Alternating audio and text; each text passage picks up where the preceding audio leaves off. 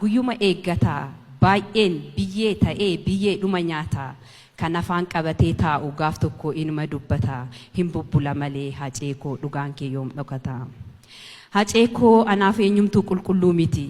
yeroo darbes dubbadheeraa ammas nan dubbadhaa amma dhugaan saba'utti dubbii koo hin dhiisu hacee koo anaaf eenyumtuu qulqulluu miti mootummaan isaa ta'u warri miti mootummaa dhugaa hacee warri beektan nu baasa ajjeesaa fi ajjeesisaa isaa seeraaf nuuf dhiyeessa qulqulluu ta'uu keessan nuuf mirkaneessa ribxanii taa'uun keessan nama gumaa ta'uu keessan nuuf ibsa hacee koo silaa yoona osoo si taate boolla meeqa qottee muka meeqa baate dhugaa barbaachuudhaaf meeqa kuftee kaate gootummaa namummaa ofitti amanamummaa dhugummaa waa'ee baay'ee nu agarsiistee nu barsiiste kan siif kaatu hin jiru hacee koo mammarattee ciiste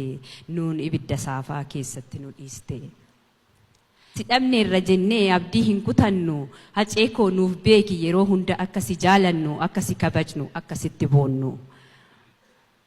hacee koo anaan na ajjeesuu biyyittiin garuu nagaa hin argattu akkuma naan jettee erga ati dabartee waan ta'aa jirruu fi waan taanee fi waan ta'aa jirru hundi keessan ni beektu.